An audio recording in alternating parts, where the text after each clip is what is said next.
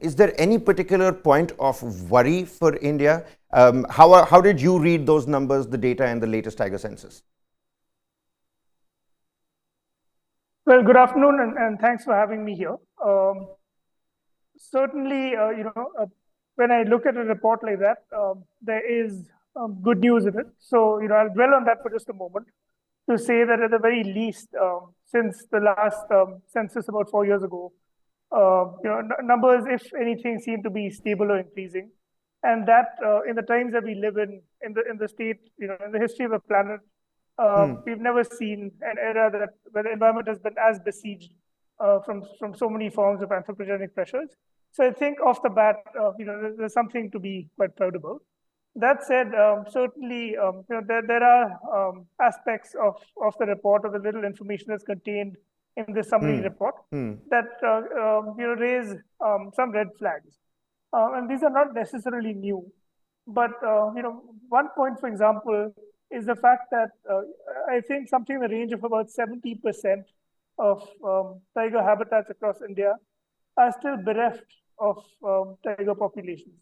Or if there are tigers in these areas, they occur in very low densities. So that establishes that the species is really still in trouble, that the range declines that have occurred over time haven't completely been reversed, and that significant challenges lie ahead.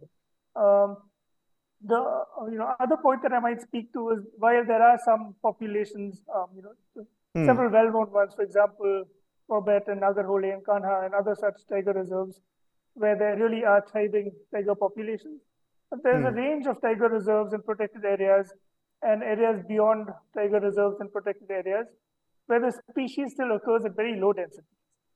Densities are so low that populations can, imminently go extinct for a number of reasons, including, for example, the loss of habitat connectivity, retaliatory killing because of unaddressed human-wildlife conflict, and so on.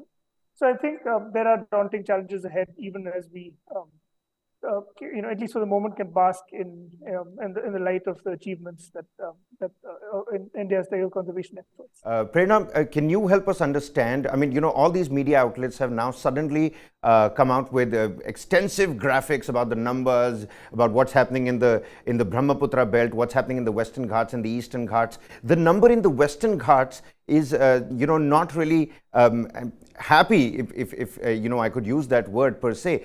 What's the difference between the other, ranges and the other belts where tiger conservation is being looked at? And why is the Western Ghats and the number of tigers over there falling behind?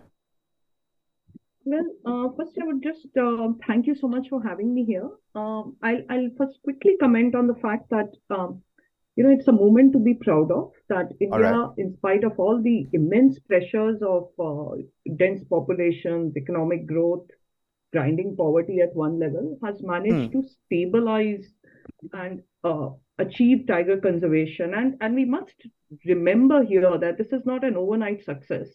It's 50 years of effort of foresters, frontline staff, conservationists, scientists, local communities, the sacrifice, the law that was made to protect tigers, ban on hunting, all of that tremendous effort, setting aside land in a land scarce country, that we are here, we are where we are today.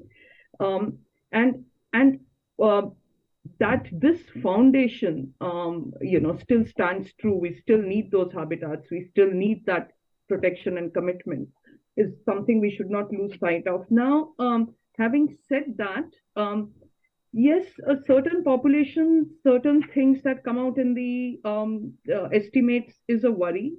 As Pranav pointed out, the Western Ghats. To me, a greater worry is the central and eastern habitats. These are states of Jharkhand, Chhattisgarh, Odisha. Excellent tiger elephant habitat, particularly when you look at Jharkhand, Odisha, and Chhattisgarh. But the populations are not even suboptimum; they are nearing extinction in reserves like Palamu tiger reserves and reserves like Satkosia. And these are the places, these are large tracts of forest decimated increasingly beyond the protected areas by mining, hydel projects, highways. So we are looking at populations which are at the point of extinction. And why is there that we have so much less focus on conservation over there? I think these are the areas we need to focus on. Typically, also when we move to the Western Ghats, we'll see that the decline is outside protected areas. The decline is towards also North Uttar Kannada and parts of Goa.